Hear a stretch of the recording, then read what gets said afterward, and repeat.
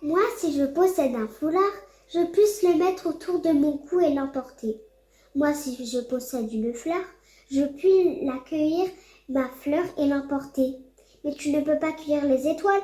Non, mais je puisse les placer en banque. Qu'est-ce que ça veut dire? Ça veut dire que j'écris sur un petit papier le nombre de mes étoiles, et puis j'enferme à clé ce papier-là dans un tiroir. C'est tout? Ça suffit. C'est amusant, pensa le petit prince.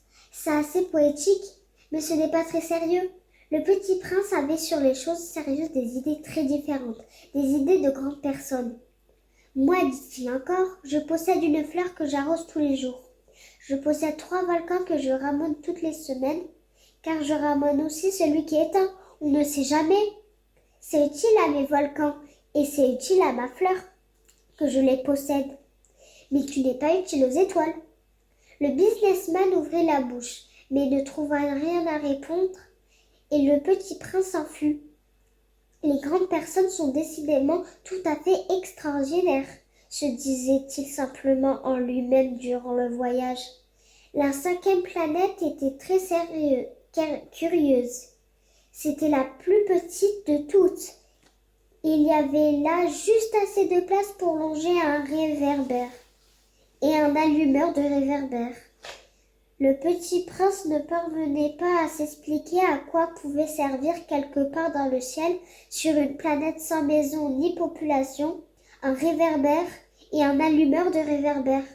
Cependant, il se disait en lui-même: peut-être bien que cet homme est absurde. Cependant, il est moins absurde que le roi, que le vaniteux, que le businessman et que le buveur. Au moins son travail a-t-il un sens. Quand je vous disais que j'avais pris un énorme plaisir à recevoir les 36 vidéos, quand vous entendez ça, voilà. Effectivement, et ça boucle bien avec tout ce qu'on vient de voir, Ouais, avec ouais.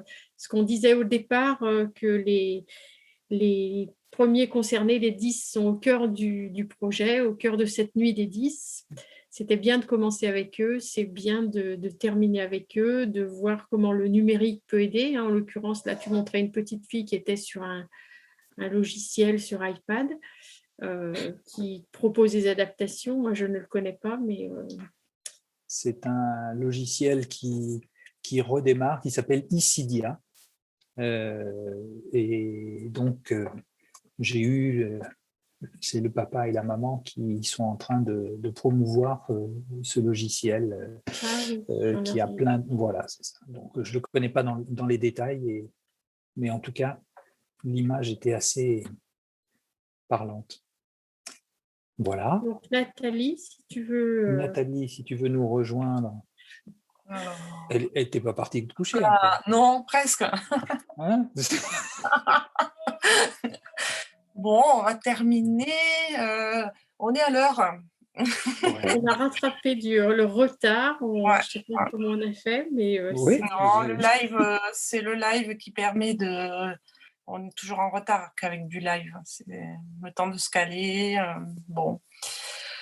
Mais bon, ça touche. Écoutez, je laisserai la parole aux dames pour finir, parce que moi, j'ai trouvé ce thème très ciblé, extrêmement bien traité. Donc, Laetitia, toi qui as conçu 90% du programme, félicitations. Là, je pense que on en a tous pris plein la tête sur cette édition accessible.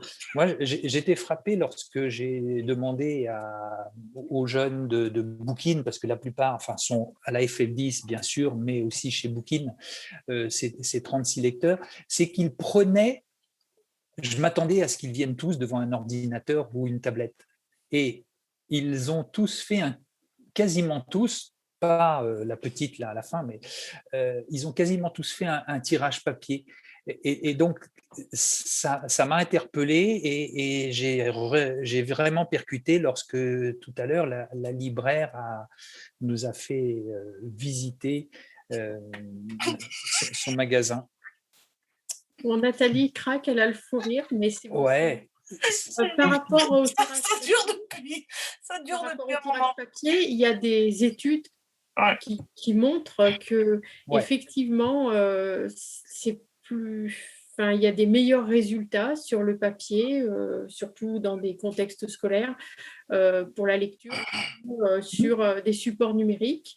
Mais il faut voir sur comment c'est étudié. On sait par exemple, ça fait plaisir, on sait que sur des grands textes, par exemple la synthèse vocale et les adaptations vont aider Bien sûr. énormément, que Ouais. le sonore, quand on écoute seulement, il y a des études aussi qui montrent que c'est facilitant pour certains disques qui sont dans la double tâche quand ils essayent de lire un texte à l'écran et d'entendre la synthèse vocale.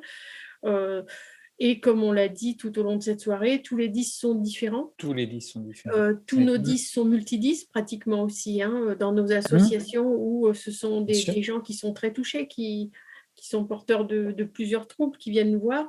Donc, il n'y a pas de règle, et ça a été dit plusieurs fois.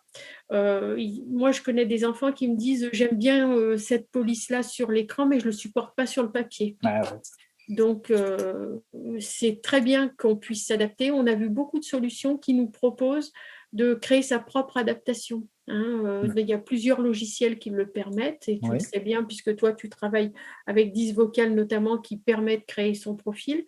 Et je crois que les outils de l'avenir, c'est véritablement ces outils qui permettent de créer son profil et d'adapter les textes à sa mesure. Tout à fait. Tout à fait. Nathalie. On peut conclure comme ça, tout le monde va pouvoir aller se coucher. Je voudrais juste rappeler que le mot DYS 10, c'est très français et ça regroupe un ensemble de troubles spécifiques des apprentissages et du langage. La dysphasie, la dyspraxie, la dyslexie, la dysphasie, la dyscalculie et le TDAH par rapport aux recommandations de la Haute Autorité de Santé. Et ce mot parle bien au français. On voit que les libraires se sont bien appropriés ces 3 lettres qui permet d'identifier finalement un public et d'attirer les disques qui n'aiment par définition pas tellement bien lire, mais qui vont rejoindre la fameuse bibliothèque qui a donné envie à tout le monde sur le YouTube.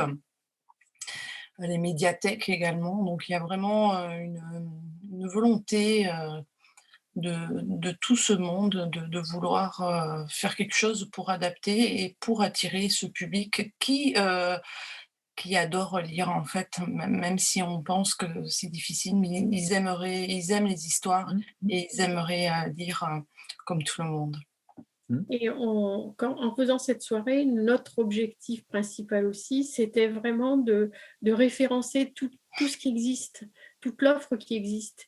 Et on a vu qu'effectivement, il y avait quand même énormément de solutions et qu'elles sont mal connues. Elles sont mal connues par les familles de 10, alors que dans le monde du handicap visuel, c'est vraiment des solutions qui sont partagées, connues, référencées. Donc, si on a pu apporter notre pierre à l'édifice, on sait que en plus, cette nuit des 10, elle pourra être revue en replay. Les gens pourront revenir sur des petites vidéos pour récupérer des informations. Je pense aux bibliothécaires qui ont vu passer pas mal de titres parce qu'on me demande souvent quelle collection, quel titre. On a vu la libraire qui nous a ouvert ses portes. Donc, on a vu qu'à l'Éducation nationale, il y avait finalement énormément de ressources pour les enseignants, parce qu'ils sont un peu démunis des fois. Il y a des choses toutes prêtes qui existent. Donc, je crois que maintenant, il faut y aller. Oui, tout à fait. Eh bien, bonne fin de nuit à tout le monde. Merci pour cette conclusion. Merci à tout le monde et à l'année prochaine. À l'année prochaine. Au revoir. Au revoir.